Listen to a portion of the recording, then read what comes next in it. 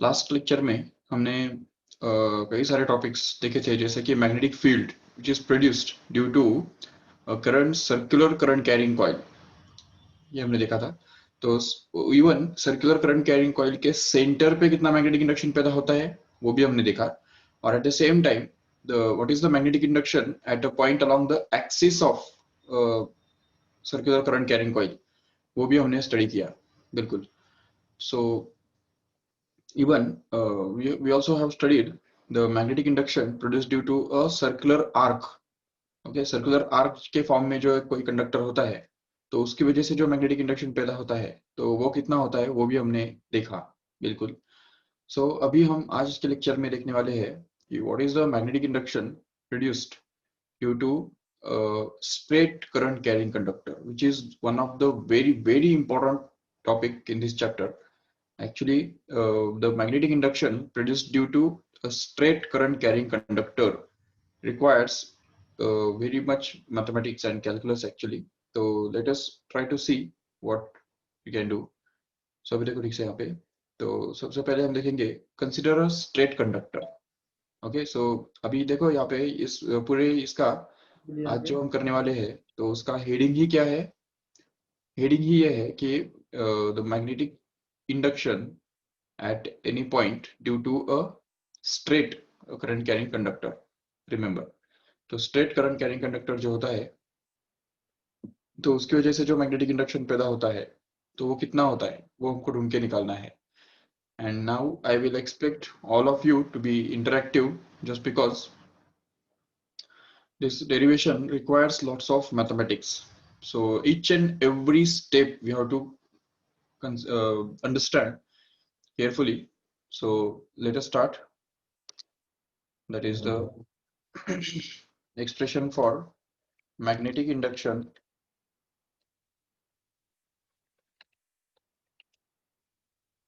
due to straight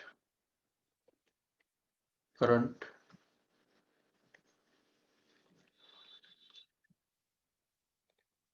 carrying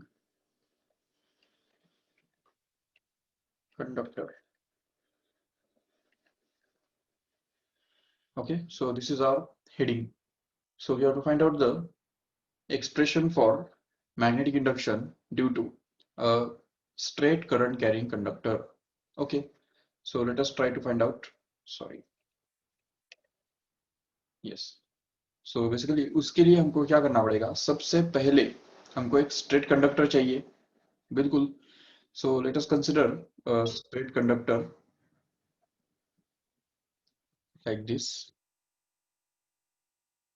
Suppose this is the straight conductor.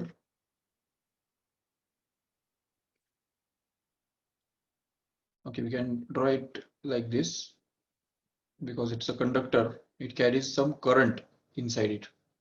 So that's why we have drawn it in this way. चलो ठीक है। So अभी इस current conductor के अंदर जो करंट फ्लो हो रहा है तो उसको हम बोल देंगे I. Okay, I is going to be the current flowing through this conductor, which is going to be in the upward direction.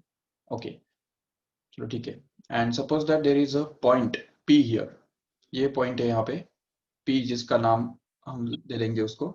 तो P is the point where magnetic induction is to be found out due to this conductor. Okay, तो let us take this point here. तो यहाँ पे वो point located है, ऐसा हम मान सकते हैं आराम से। ओके, चलो ठीक है। अभी देखो अगर इसमें I जितना भी करंट इसमें से फ्लो हो रहा है वो पूरे कंडक्टर के लिए कांस्टेंट रहेगा। बिल्कुल, तो वो तो हम समझ सकते हैं आराम से। पूरे कंडक्टर के अंदर यूनिफॉर्म करंट फ्लो होगा। ठीक है, और ये पॉइंट है वो जहाँ पे हमको निकालना है magnetic induction due to this conductor, straight conductor. Okay, अभी तुमको पता है ऑलरेडी कि बायोट-सावर्ट्स लॉ क्या कहता है। What does Biot Savart's law tells us is simply, अच्छा अभी ये बात याद रखो कि this conductor is going to be infinite. Okay, this is a infinitely long, यहाँ पे हमको मेंशन करना होगा straight infinitely long current carrying conductor.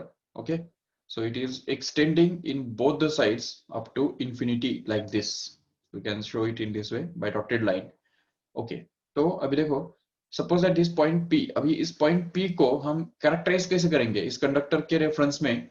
How will you locate the point P? So it is sufficient to give the distance between the point P and the conductor here. तो ये जो distance है point P का, जो conductor से straight distance है, perpendicular distance उसको हम बोल सकते हैं। So this distance will be sufficient to be mentioned here.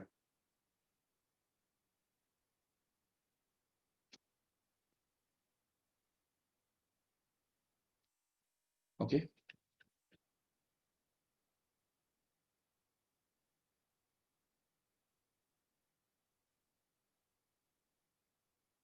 चलो ठीक है।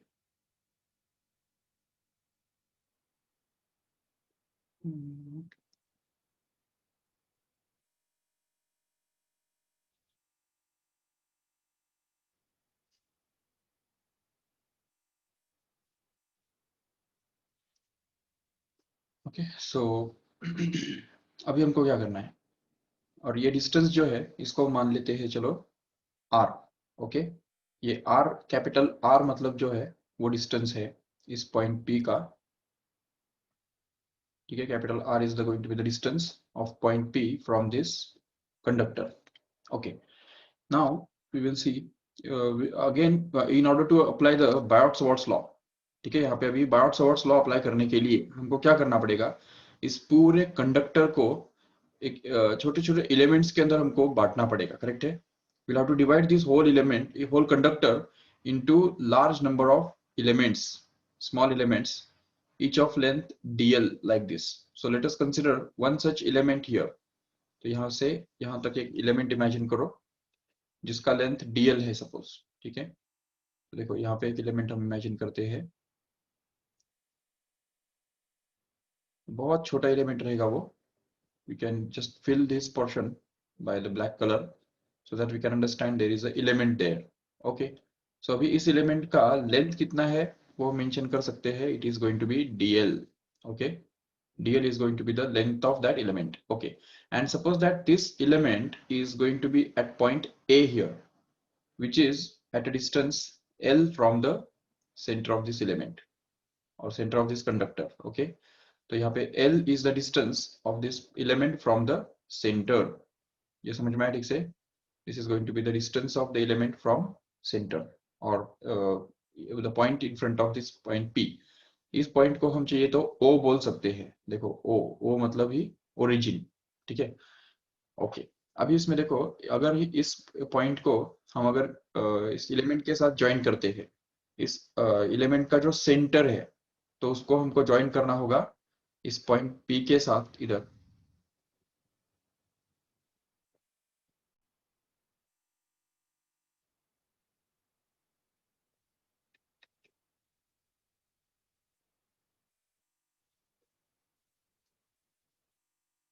ओके, ये सेंटर हमने ज्वाइन किया इधर पॉइंट P के साथ। चलो ठीक है, और इस डिस्टेंस को हमको क्या बोलना है, R। चलेगा? So this is going to be actually R। R is going to be the distance of the point P from the element at point A here। ये A जो है, तो इस A पॉइंट पे ये एलिमेंट प्रेजेंट है। चलो ठीक है, अभी यहाँ पे इस A पॉइंट पे जो एलिमेंट के साथ जो इस R का जो एंगल बनता है, तो इस एंगल को भी हम नाम दे देंगे कुछ, इसको हम बोलेंगे थीटा। चलेगा? Theta is going to be the angle, ये पॉइंट ए है, और इस थीटा थीटा को हम बोलेंगे angle made by this R with the direction of current, because current is flowing in the upward direction, right? so this theta will be the angle made by this element with the line joining the center of the element and point P here। okay, so let us consider the Biot-Savart's law। what happens in case of according to the Biot-Savart's law? so we can see,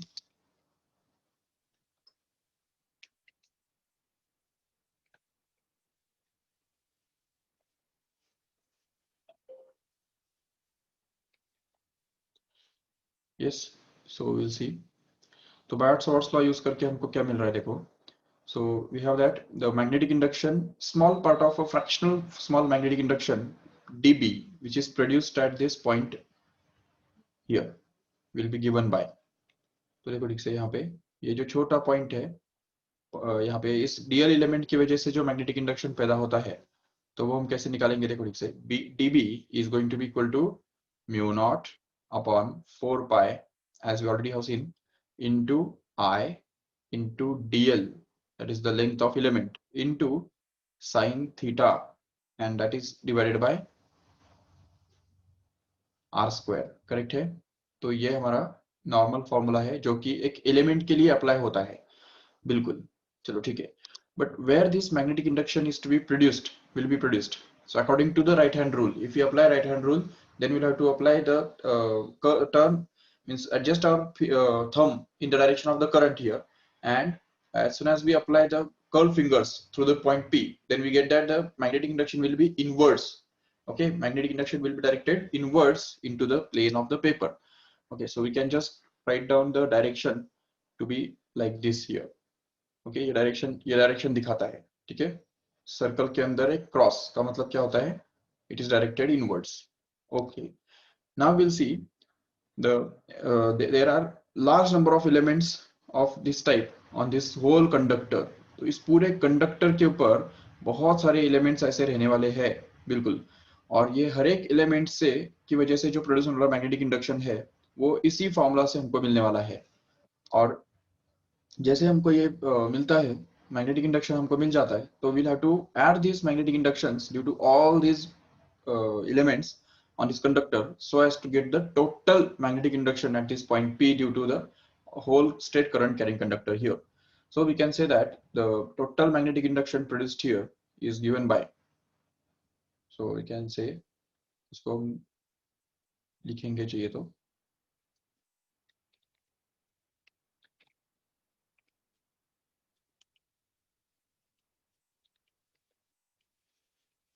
ठीक है। तो point P पे जो total magnetic induction हमको मिलेगा तो वो कितना रहेगा, so it can be obtain as B is equal to integration of dB, correct है, where dB stands for this whole thing which I mentioned already.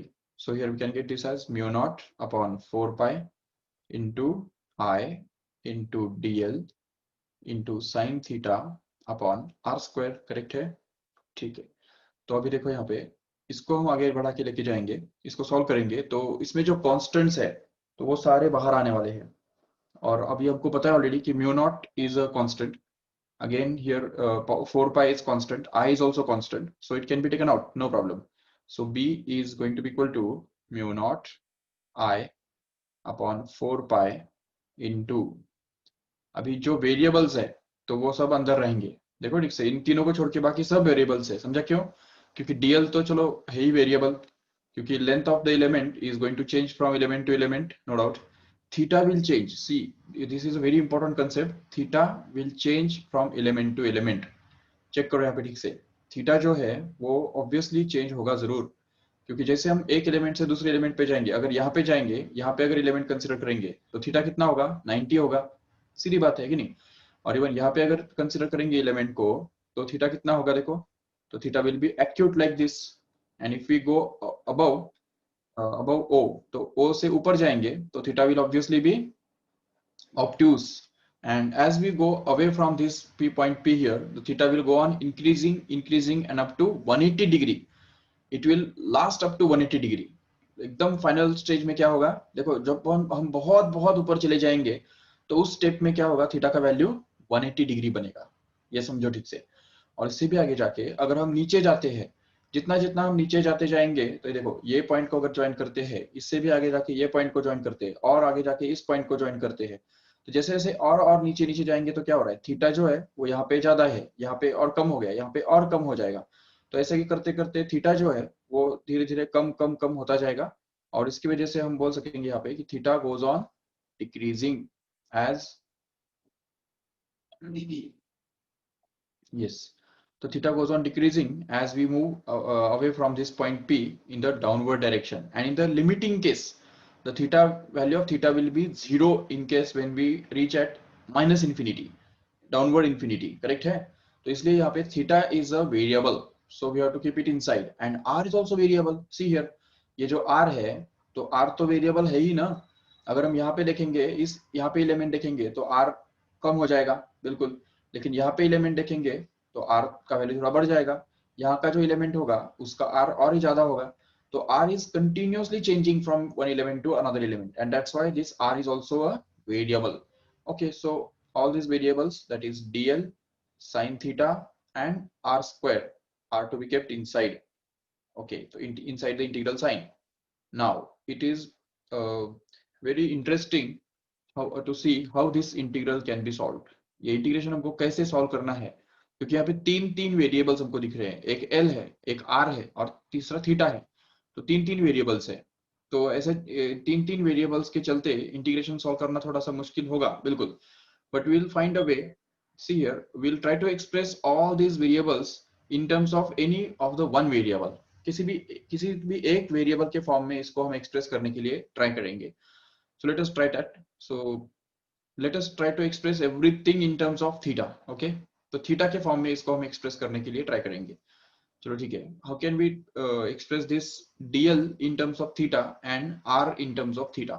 तो देखो r को थीटा के फॉर्म में, अच्छा r को थीटा के फॉर्म में तो एक्सप्रेस कर सकते हैं नो डाउट, लेकिन उसके उसके अंदर अंदर हमको l को यूज नहीं करना है, नहीं तो otherwise again it will become the same thing which will be very difficult again. So हाँ, we can use this capital R, no problem. तो R, कैपिटल R को जितना चाहे उतना यूज करो, कोई प्रॉब्लम नहीं, क्योंकि R is going to be a constant. ये जो R डिस्टेंस है पॉइंट P का इस कंडक्टर से परपेंडिकुलर डिस्टेंस, वो कांस्टेंट है। तो that can be understood, but we don't have to use this L in order to express this R in terms of theta. So what option we can get here is, see here, R को अगर हमको इस R के form में express करना है, तो ये R माना क्या है, इस ट्रायंगल का हाइपोटेनियस है, और ये R जो है वो इसी ट्रायंगल का बेस है। तो अगर ये एंगल थीटा है, तो इस एंगल को हम क्या बोल सकते हैं पता है? इस एंगल को हम बोल सकते हैं पाई माइनस थीटा। चेक करो ठीक से, पाई मतलब 180 माइनस थीटा। क्यों? क्योंकि ये पूरा जो है, ये पूरा 180 डिग्री एंगल कवर करता है, उसमें से ये थीटा जो है वो अगर हमने कट कर दिया, तो ये जो बचा हुआ एंगल रहेगा वो तो ऑब्वियसली पाई माइनस थीटा रहेगा कि नहीं? जरूर। चलो ठीक है, तो अगर हम इसको पाई माइनस थीटा बोलते हैं, तो इस पूरे ट्रायंगल के अंदर हम अगर साइन थीटा का डेफिनेशन यूज करते हैं, नहीं साइन थीटा नहीं, कॉस थीटा का अगर डेफिनेशन यूज करते हैं, समझा क्यों कॉस थीटा? नहीं, कॉस, हाँ कॉस थीटा। देखो अगर cos थीटा यूज किया तो ये L यहाँ पे आएगा, वी डोंट वांट दैट। अगर sin थीटा यूज करते हैं तो कैपिटल R यहाँ पे आएगा, we want that capital R to be introduced here because it's constant. Okay, so that's why we'll use this definition of sin theta in the triangle OAP. देखो ठीक से, so in the triangle OAP, using the definition of sin theta, what can we get is sin theta is equal to, what is this sin theta, sorry sin theta भी नहीं, sine of pi minus theta, correct है? Sine pi minus theta, how much it is going to be? तो देखो इस पाई minus theta का सामने वाला side कौन सा है? वो आर है, करेक्ट है? और हाइपोटेनियस कौन है? वो स्मॉल आर है। तो इसलिए हमको मिलेगा sine pi minus theta is equal to capital R upon small r, correct है? जिससे ही हमको कैपिटल आर का वैल्यू मिल जाएगा। देखो ठीक से, नहीं कैपिटल आर का वैल्यू तो हमको पता है ऑलरेडी, ये स्मॉल आर हमको एक्सप्रेस करना है in terms of capital R, right? So we can say this sine pi minus theta मतलब क्या होता है? It is same as sine theta. we know already that whenever the angle is going to be in the second quadrant, sine is always positive, so we can say this will be sin theta, which is going to be actually equal to r upon small r, which gives that small r is actually equal to, तो small r क्या बनेगा? Capital R upon sine theta, correct है? जिससे हमको मिलेगा कि small r is equal to capital R into, अब ये 1 अपॉन साइन थीटा मतलब क्या होता है? कोसेक थीटा होता है। देखो ठीक से, so this is going to become cosec theta.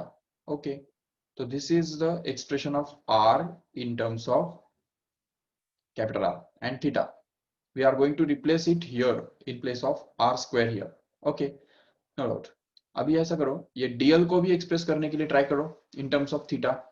So dl, उसके लिए तुमको पहले l को एक्सप्रेस करना पड़ेगा in terms of this capital R and pi minus theta. So we already see that this l is going to be the adjacent side of this pi minus theta. So we can apply the cos theta formula in this triangle once again. So we can say in the triangle, just wait. Yes, इसका जो आगे का part है वो मैं इस तरफ कर रहा हूँ अभी, यहाँ पे ये साइड में। तो देखो यहाँ पे हम जान रहे हैं कि कॉस थीटा का वैल्यू अगर हम यूज करेंगे फिर से in the same triangle, that is triangle O A P, what cos theta is going to be equal to, so see here cos theta is actually going to be equal to, अच्छा cos theta नहीं, cos pi minus theta, क्योंकि angle क्या है वो pi minus theta है कि नहीं, तो इसलिए यहाँ पे cos of pi minus theta is going to be actually equal to, देखो cos pi minus theta is actually adjacent side upon hypotenuse, right? So we can express it as L upon R, small r. But what we are going to do by expressing this small r in terms of capital small r, and small r के बीच में एक relationship मिलके हमको क्या मिल गया, cancel. इसके बदले हमको क्या करना होगा, ये देखो पाई माइनस थीटा का अपोजिट साइड कौन सा है, कैपिटल आर है, और एडजेसेंट साइड कौन सा है, एल है। So will use that actually. So अभी opposite side upon adjacent side माना क्या होता है, tan थीटा होता है, ठीक है। तो tan थीटा हम यूज करेंगे यहाँ पे, या cot थीटा यूज कर सकते हो, cot theta. So we can say that cot theta, ये तो इधर ही लिखता हूँ सामने, cot ऑफ थीटा, थीटा मतलब पाई माइनस थीटा, ठीक है। cot pi minus theta is actually going to be equal to, देखो tan थीटा क्या होता है, अपोजिट अपॉन एडजेसेंट होता है, तो cot थीटा माना क्या होगा, उल्टा, एडजेसेंट अपॉन अपोजिट, तो मतलब L बाई आर बनेगा वो। तो ये देखो L अपॉन आर, ये मिल गया हमको cot थीटा, ठीक है। तो इससे हम ये एक्सप्रेस कर पाएंगे L को in terms of r and theta, that is r into cot of, अच्छा cot pi minus theta मतलब क्या होता है, यदि तुमको सेकेंड क्वाड्रेंट में cot क्या रहता है, पॉजिटिव या negative, Negative. very good, we know that the in second quadrant cot is negative, so that's why we can get this as minus of r cot theta, okay। and now in order to get this dl here, तो dl हमको चाहिए ना, तो dl मिलने के लिए हम क्या करेंगे, इसको डिफरेंशिएट करेंगे। Let us differentiate this with respect to theta, so that we get this dl is equal to minus r is a constant, and d by d theta of this cot theta, what is this derivative of cot theta, नहीं तो चलो ठीक है dl by d theta इसको लिख देंगे, तो dl by d theta is minus r constant and d by d theta of this cot theta here, what is the derivative of cot theta, already we have learn derivatives, तो derivative आपका चल रहा है already differentiation, तो उसके अंदर आपको पता होगा, या नहीं भी पता होगा तो भी 11th स्टैंडर्ड में तो तुमने ऑलरेडी डेरिवेटिव के सारे फॉर्मूले लर्न किए हैं मैथमेटिकल मेथड्स के चैप्टर में। तो बताओ जल्दी, कॉट थीटा का डेरिवेटिव क्या होता है, it is minus cosec square theta, भूलो मत, ठीक है ना, याद रखो ठीक से।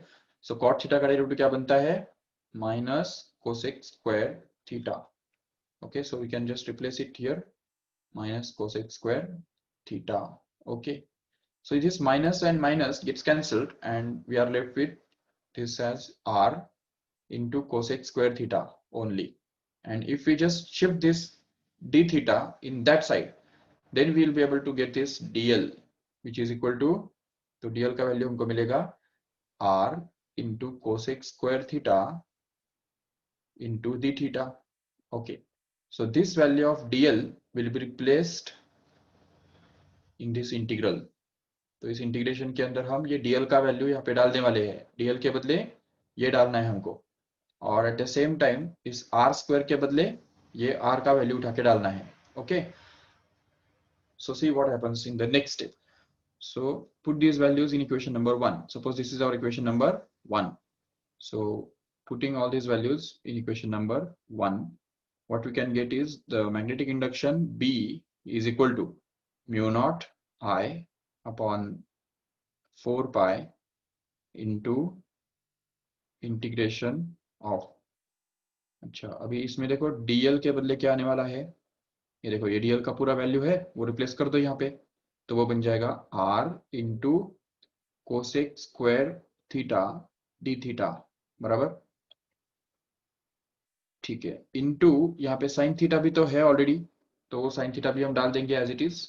Yes, so this is sin theta and that is to be divided by r square and we have got this r to be r cosec theta, right?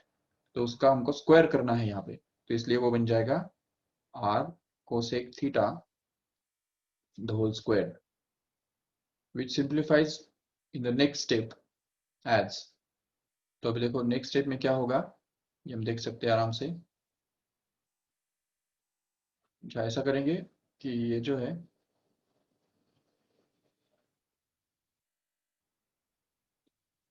अब यहाँ पे भी एक लाइन बना लेंगे और इसका जो नेक्स्ट पार्ट है वो यहाँ पे कंटिन्यू कर रहे हैं अभी यहाँ पे, ठीक है. तो देखो b is going to be equal to,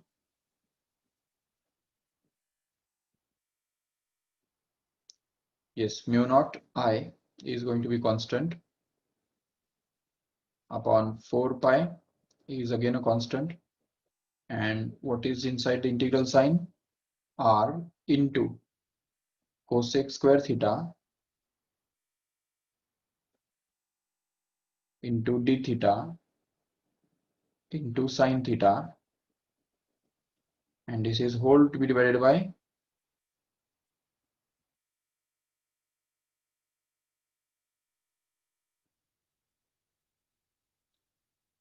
yes, r cos square cosec theta का स्क्वायर क्या बनता है, it will become r square cosec square theta.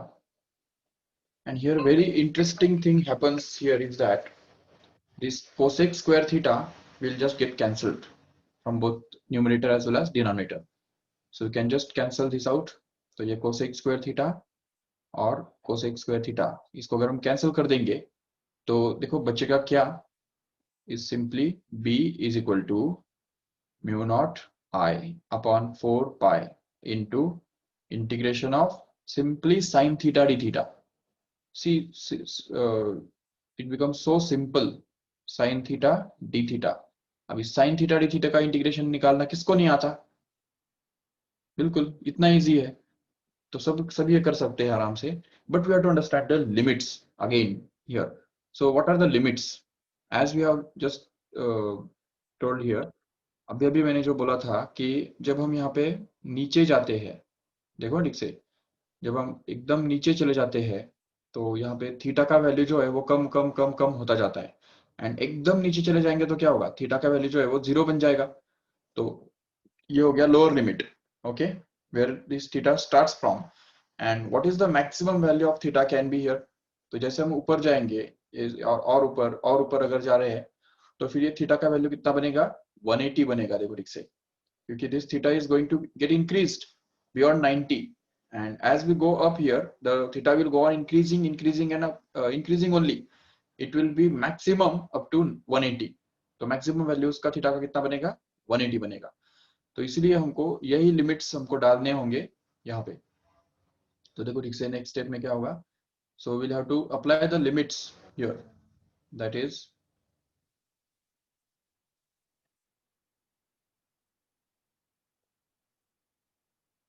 अरे यार,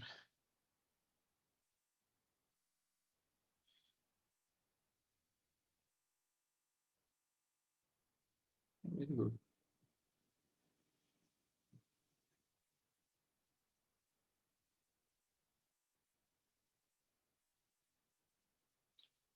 ओके, तो जो हमारा स्टेप लास्ट में जो बन रहा था तो वो यही था कि integration, sorry, b is equal to,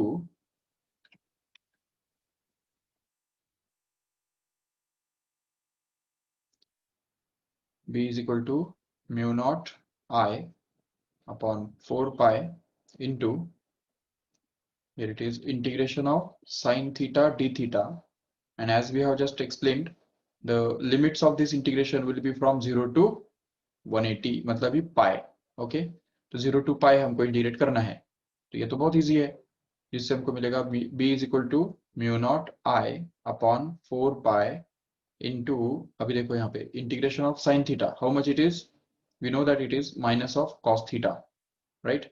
so sine theta का इंटीग्रेशन माइनस कॉस थीटा होता है, तो इसलिए यहाँ पे 0 से लेके पाई तक उसको हमको इंटीग्रेट करना होगा, जिससे हमको वो मिलेगा b is equal to mu naught into I upon 4 pi into, here it is going to be, अब यहाँ पे पाई अगर डाल देंगे तो हमको मिलेगा minus of cos pi, correct, and minus of, यहाँ पे फिर से अगर हम जीरो डाल देंगे थीटा के बदले तो हमको मिलेगा minus of cos zero, right? So that we can get this in the next step, that b is equal to mu naught upon mu naught I upon 4 pi into, what is this here, minus of cos pi. We know that cos pi is minus 1, so minus of minus 1, and this minus of minus plus, and cos 0 which is 1, so that we get this as 1 plus 1 which is going to be 2, and hence we can get this b is equal to mu naught I upon 4 pi into 2 in the bracket, so that we can cancel this 2 out, and this will be 2 left here in the denominator, so as to get this as b is equal to mu naught I upon, अच्छा ये 1 upon r भी था ना, एक r भी बचा हुआ था, याद करो एक बार, ये जब हमने कैंसिल किया ना तो r एक कैंसिल हो गया, यहाँ पे एक r भी बचता है, बिल्कुल, तो इसकी वजह से हम यहाँ पे वो r ही कैरी फॉरवर्ड होगा, और यहाँ पे हमको मिलेगा बिल्कुल, so it will be 2 pi r.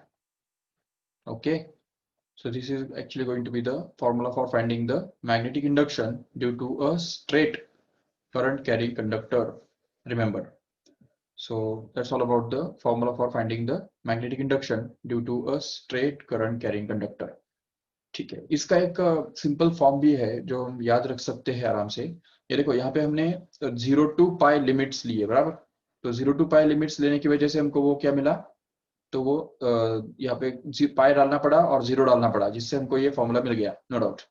चलो ठीक है, बट अगर सपोज कभी कभी क्या होता है ना कि हमको एक फाइनाइट कंडक्टर दिया जाता है, ये देखो ऐसे सपोज फाइनाइट कंडक्टर हमारे पास है, तो मान लो कि इस टाइप का फाइनाइट कंडक्टर है,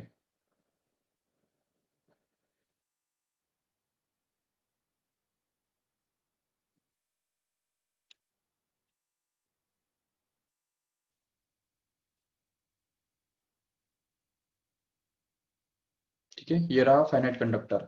अभी इसका मान लो कि यहाँ पे हमको मैग्नेटिक इंडक्शन ढूंढना है, और ये इसका फाइनल पॉइंट है, ठीक है, और सपोज कि ये दूसरा जो है वो इन लास्ट पॉइंट है, ये पॉइंट और ये पॉइंट, दोनों पर्टिकुलर पॉइंट जो है वो यहाँ पे कंडक्टर टूट गया, मतलब इसके आगे कंडक्टर है ही नहीं, पहले जैसा नहीं कि हमने जो इनफाइनाइट बोला था, तो इसके लिए उसको यहाँ पे हमने डॉट डॉट करके दिखाया था, अब यहाँ पे डॉट डॉट नहीं दिखा रहे, इसका मतलब ये कंडक्टर जो है इनफाइनाइट नहीं है बल्कि फाइनाइट है, ठीक है। तो अगर यहाँ पे ये पॉइंट जो P है जिसपे हमको मैग्नेटिक इंडक्शन निकालना है, तो वो पॉइंट P का जो डिस्टेंस है इस पॉइंट से, इसका परपेंडिकुलर डिस्टेंस अगर हमने मान लिया r है सपोज, ठीक है, तो इस डिस्टेंस को हम बोल देंगे r।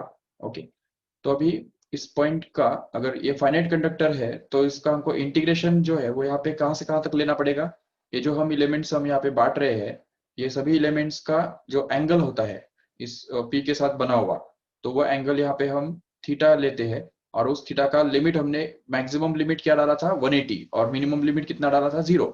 लेकिन जब ये फाइनाइट कंडक्टर है तो क्या होगा, तो हमको मिलेगा मैक्सिमम लिमिट और मिनिमम लिमिट अलग अलग मिलेंगे। देखो सपोज अगर हमने मान लिया कि ये जो यहाँ पे एक है और यहाँ पे है, तो अगर सपोज कि इस फाइनाइट कंडक्टर का जो दोनों एंड पॉइंट्स है, तो ये एंड पॉइंट जो है ऊपर वाला एंड पॉइंट वो अगर सपोज अल्फा इतना एंगल करता है, ठीक है, और जो लोअर पॉइंट है, लोअर लिमिट, तो वो अगर सपोज बीटा इतना एंगल कर रहा है, ठीक है, तो ऐसे केस में ये alpha and beta can give us the upper limit and lower limit easily, because we know that this magnetic induction, total magnetic induction, can be found out to be equal to mu naught I upon 4 pi into r into integration of this sin theta, right? तो sin theta का integration हमको निकालना होगा d theta का, और इसमें limits क्या आएंगे, ये जो ये वाला angle as a lower limit आएगा, और इधर जो एंगल बनता है तो ये वाला एंगल जो है वो अपर लिमिट बनेगा, करेक्ट है। तो अभी जबकि ये बीटा है तो ये कितना होगा, ऑब्वियसली 90 माइनस बीटा, मतलब ही इसको हम लिख सकते हैं पाई by two minus beta, correct है। और ये अपर लिमिट जो है वो कितना बनेगा, देखो ये अल्फा है तो ये जरूर 90 माइनस अल्फा होगा। और इस 90 माइनस अल्फा को अगर हमने 180 में से माइनस कर दिया तो क्या बनेगा हमारा 90 प्लस अल्फा बनेगा। तो इसलिए इस लिमिट को हम बोल सकते हैं पाई by two plus beta, sorry alpha. समझा क्या ठीक से। ये पाई बाई टू प्लस अल्फा कैसे आया, क्योंकि ये अल्फा है करके ये जो है ये एंगल, तो ये एक्चुअली बनने वाला है pi by two minus alpha, बराबर। So this is actually pi by two minus alpha, no doubt. But since this is pi by 2 minus alpha, we can just subtract this whole thing from pi. तो अगर हम पाई में से ये पाई by two minus alpha अगर minus करेंगे तो क्या मिलेगा, pi minus pi by two plus alpha बन जाएगा। तो pi minus pi by to मतलब कितना, प्लस पाई बाई टू, और इसलिए वो पाई बाई टू प्लस अल्फा बन जाएगा, ये एंगल, करेक्ट है। अभी ये हमारा अपर लिमिट बन गया और ये एक्चुअली लोअर लिमिट बन गया। चलो ठीक है। तो अगर हम इसको इंटीग्रेट करेंगे between those two limits, in which lower limit is actually, देखो लोअर लिमिट कितना है पाई बाय टू, ये तो चलो 90 लिख देंगे, उसको क्या फर्क पड़ता है, 90 माइनस बीटा, ये हो गया लोअर लिमिट। और अपर लिमिट कितना है 90 प्लस बीटा अल्फा, ओके। तो इसका अगर इंटीग्रेशन करेंगे तो हमको क्या मिलेगा, देखो mu naught I upon 4 pi R as it is, and that is multiplied by what is this, sine theta का integration minus of cos theta. So this is minus of cos theta, and that is 90 minus beta as a lower limit and 90 plus beta is the upper limit, ठीक है। Okay तो अगर इसको हम solve करेंगे आगे तो हमको मिलेगा mu naught I upon 4 pi R into bracket, यहाँ पे क्या आ रहा है, तो देखो minus of cos of, bracket में आएगा 90 प्लस बीटा, नहीं 90 प्लस अल्फा ना,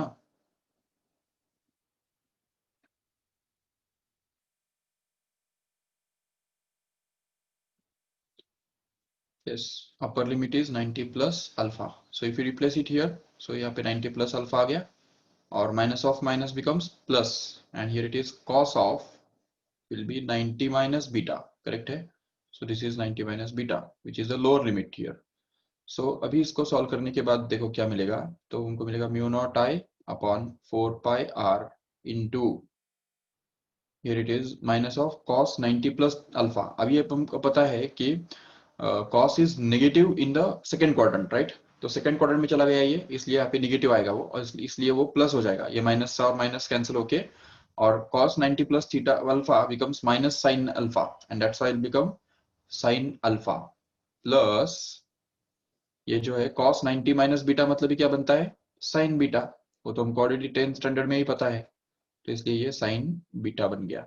चलो ठीक है। सो this is actually the final result. This is the final formula for finding the magnetic induction at a point at a distance r from a straight current carrying conductor which is finite from both sides, which for which the two end points make an angle alpha and beta with the center। ठीक है, तो ये जो centre का सबसे सामने वाला जो पॉइंट है, तो उस पॉइंट के साथ ये कितना एंगल कर रहे हैं, ऊपर वाला जो एंड पॉइंट है वो अल्फा इतना एंगल करता है, और जो नीचे वाला पॉइंट है वो बीटा इतना एंगल करता है। If alpha and beta are known, then we can easily find out the magnetic induction due to a finite current carrying conductor, finite state current carrying conductor at any point, remember, okay। So this is all about the magnetic induction due to a finite state current carrying conductor, okay। इसमें अगर कुछ doubt है किसको तो जरूर पूछो।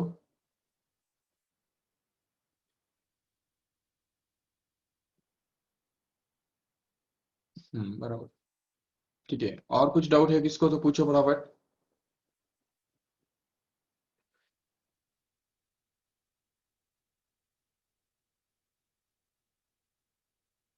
Yes,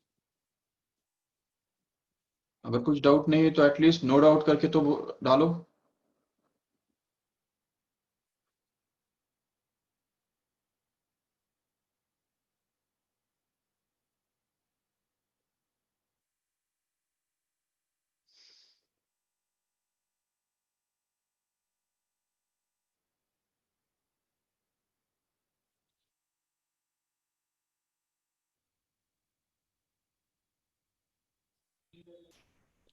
no doubt sir.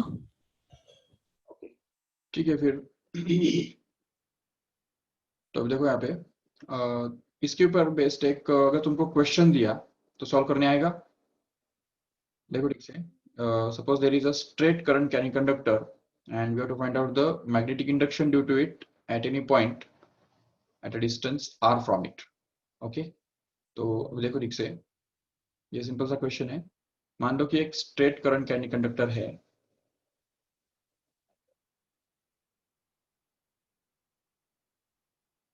ठीक है, इसमें से करंट फ्लो हो रहा है सपोज इस डायरेक्शन में, ऊपर के डायरेक्शन में। और सपोज सपोज 30 मिली एम्पियर इतना करंट उसमें से जा रहा है। Okay, current going to this through this conductor is 30 milliampere, and suppose that at a distance 50 centimeter we have a point P here, and we want to find out the magnetic induction at that point due to this whole conductor. How can we get it? How much it will be? Let's check.